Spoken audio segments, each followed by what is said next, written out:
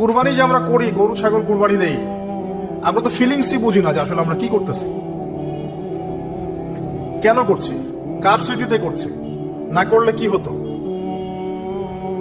তো এটা নিয়ে তো এই যে একটু আগে এক ভাই বলে গেলেন যে এগুলো নিয়ে যে বিভিন্ন মহলে অনেক সমালোচনা, পশু কোরবানি, অমানবিক, এই সেই, এগুলো তো চিন্তারই জায়গা নাই। এগুলো চিন্তার তো জায়গাই নাই আমাদের কাছে। কারণ এখানে সবচেয়ে বড় কথা ছিল নিজের জীবন কুরবানি করা, নিজের জীবনটা কুরবানি করা। নিজের জীবন না আছে, আল্লাহ আমার কাছে একটা খাসি চেয়েছেন, একটা গরু চেয়েছেন, একটা বাহিমাতুল আনআম চেয়েছেন। এখানে তো আমার নিজের জীবনটাই দেওয়ার কথা ছিল। ওটা না নিয়ে আল্লাহ পাক বলেছেন যে বাহিমাতুল আনআম একটা দিলেই হবে। তোমার কাছে ওটার গোশতও চাই না, চামড়াও চাই না, কিছুই চাই না, তাকওয়াটুকু চাই। তাতেই এত কথা। এটা দামই বা কত? 10-15 হাজার, একটা গরুর 50,000, 60,000, 1 লাখ টাকা। 1 লাখ টাকা কি আপনি সন্তানের মূল্য দিয়ে হিসাব করতে পারবেন? তো এখানে মূল জিনিসটাই হচ্ছে আল্লাহ পাকের হুকুম। আল্লাহ পাকের হুকুমই সবচেয়ে বড় কথা। আল্লাহ পাকের হুকুমের ফলেই নেকি হয়, অন্য কোনো কাজে নেকি নেই। আল্লাহ পাক হুকুম দিয়েছেন বলেই। একটা এক্সাম্পল দিয়ে যার সামনে যাব। হাজিরা মিনায় রাত কাটাবে না? মিনায় এমনিতে হারাম শরীফে নামাজ পড়লে কত নেকি হয়? 1 রাকাত নামাজ পড়লে 1 লক্ষ নেকি হয়। মানে 1 ওয়াক্ত নামাজ পড়লে 1 লক্ষ ওয়াক্তের নেকি হয়। হারামের কথা বলছে, কাবার কথা বলছে। আর মদিনায় তো 1000। তো কাবা ঘরে নামাজ পড়লে এত নেকি হয়। আল্লাহ রাব্বুল আলামিন এখান থেকে হাজিদেরকে বলেছেন যে মিনায় গিয়ে রাত কাটাতে হবে। এখানে হুকুমটা কি? মিনায় গিয়ে রাত কাটাতে হবে। এটা হজের একটা কাজের মধ্যে অন্তর্ভুক্ত। মিনায় গিয়ে রাত কাটাতে হবে।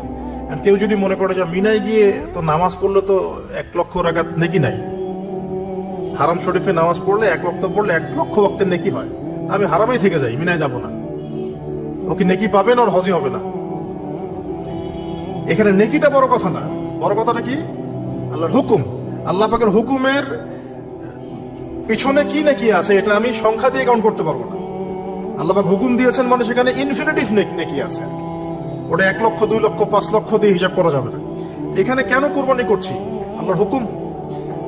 যুক্তি বিজ্ঞান দর্শন খোঁজার দরকার নেই তো। তো এবার আল্লাহ রাব্বুল আলামিন কিভাবে বলছেন কোরআনে? আল্লাহ পাক বলছেন, ইব্রাহিম আলাইহিস সালাম বলেন, ইন্নী যাহিবুন ইলা রাব্বি সায়াহদিন, আমি চললাম আমার রবের পথে, তিনি আমাকে পথ দেখাবেন। এই আয়াতটা খুবই মনে শান্তিদায়ক আয়াত। জীবনে অনেক কিছু হয়ে যাবে, কিন্তু এই আয়াতটা যদি তেলাওয়াত করতে পারে ভিতরে ভিতরে আল্লাহকে পাবেন। ইন্নী যাহিবুন ইলা রাব্বি সায়াহদিন, আমি ছুটলাম, আমি চললাম আমার রবের দিকে, তিনি আমাকে পথ দেখাবেন। রব্বি হাবলি মিনাস সালিহিন, আল্লাহ আমাকে সুসন্তান দান করুন, সালিহিন সন্তান দান করুন।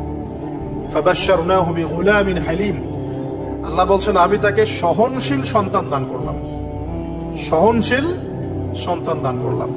এবার ফালাম্মা বালাগা মাআহু সা'য়া, এবার যখন বাচ্চাটা বাবার সাথে দৌড়াদৌড়ি করা শিখলো, মানে এই যে 10, 12, 14 বছর বয়স, এই সময় বাচ্চাগুলো আরো বেশি আকর্ষণীয় হয়।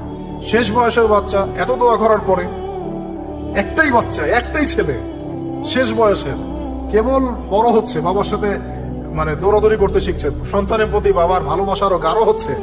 আল্লাহ পাক তখনই পরীক্ষা নিলেন, যাতে দেখতে চান আল্লাহ পাক আমার ভালোবাসা বেশি না তোমার সন্তানের প্রতি ভালোবাসা বেশি। সন্তানকে পেয়ে আবার আমাকে ভুলে যাওনি তো? সুবহানাল্লাহ, সুবহানাল্লাহ।